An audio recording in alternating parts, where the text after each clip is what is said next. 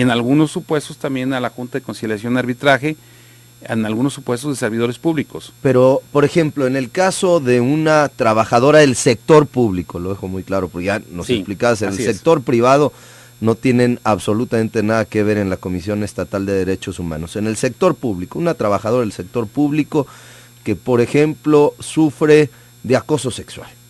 Es un tema de la Comisión Estatal de Derechos Humanos. Ahí sí aplica. Sí, o por ejemplo que a una mujer en el sector público la despidan por estar embarazada, porque pudiera llegarse a dar casos, digo, no, si la causa es otra, esté embarazada o no esté embarazada, bueno, eso no es un tema. Si una trabajadora en el sector público embarazada roba o no va a trabajar o no, o es agresiva o hay una serie de factores, otras causas, bueno, por ejemplo, un tema de discriminación, por ejemplo, por cualquier tipo de causa, de sexo, raza, color, fanatismos, creencia religiosa, que sea. Por lo que sea, todo tipo de discriminación que se pueda generar en el sector público es competencia de nosotros.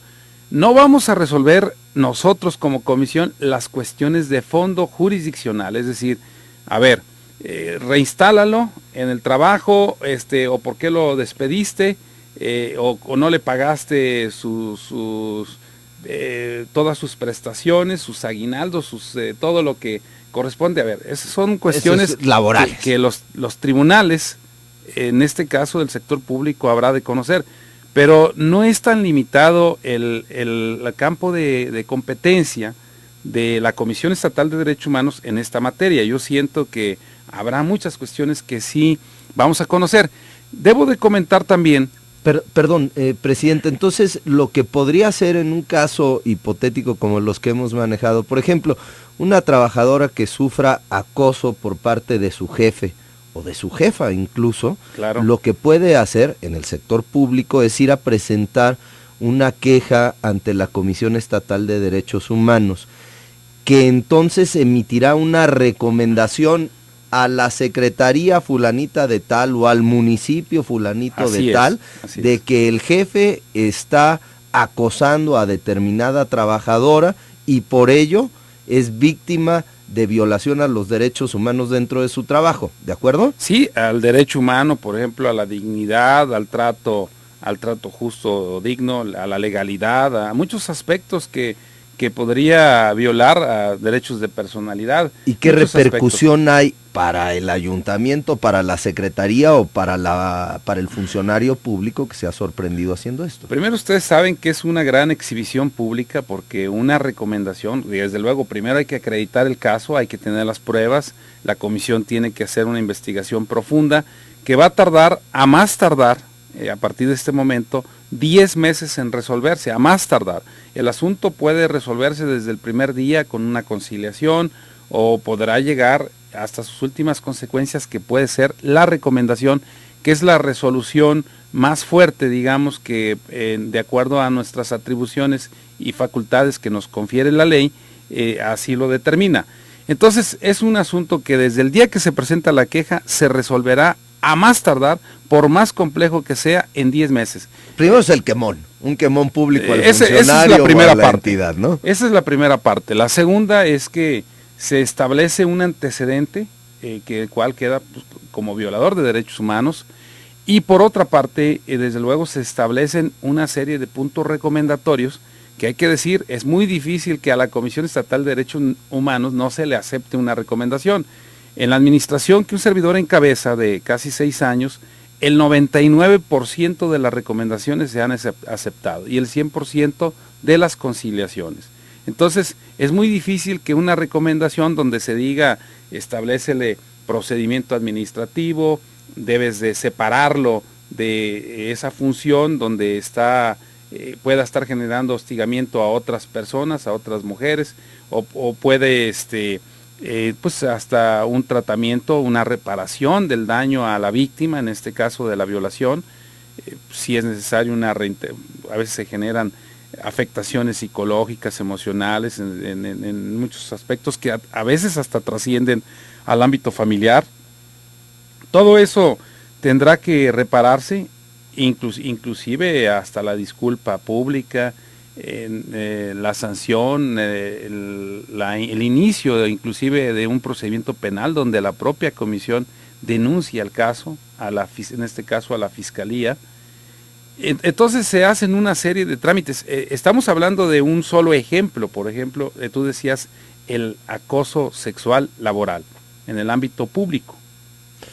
Presidente, dicen que lo que no se mide no se puede mejorar. Para mí es un poco confuso el poder hablar de un ranking a nivel nacional, pero me parecería interesante conocer cómo se encuentra Jalisco en el ámbito nacional, en qué escala, en comparación con algunos otros estados de la República, podemos decir que Jalisco se encuentra.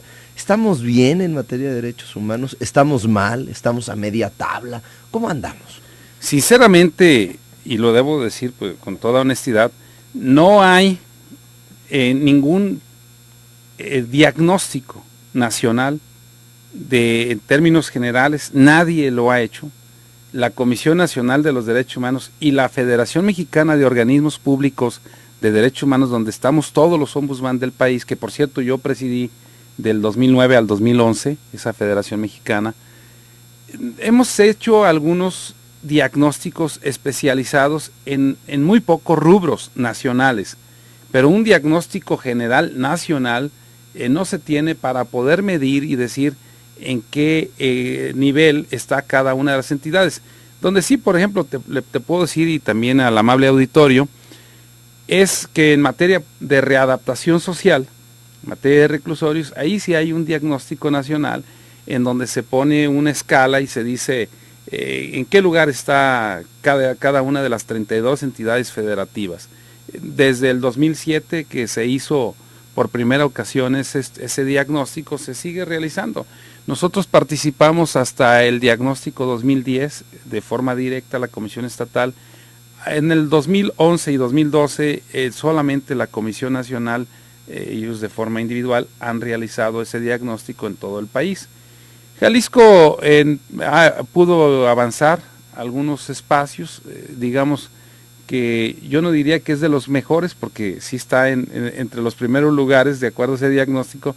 Yo más bien diría... Entre los mejores.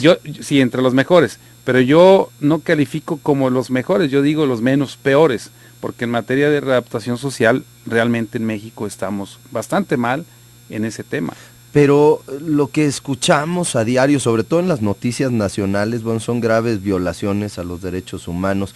Por ejemplo, en Ciudad Juárez, ahora hablábamos del caso de la guardería ABC en Hermosillo, Sonora, o escuchamos violaciones, por ejemplo, a indígenas en estados como Chiapas o como Tabasco.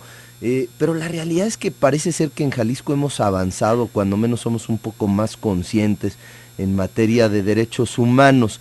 La percepción muy personal es que Jalisco, como tú lo manifiestas, no está tan mal, ¿no?, en el estándar nacional en materia de derechos humanos. Sí, porque, por ejemplo, en Jalisco se ha venido trabajando en tema de personas con discapacidad, que desde luego hace falta que todavía se respete y se conozca más la famosa ley estatal para la atención e inclusión de personas con discapacidad. La accesibilidad, sí, para estas personas, accesibilidad, que es la eliminación todavía de barreras físicas y culturales.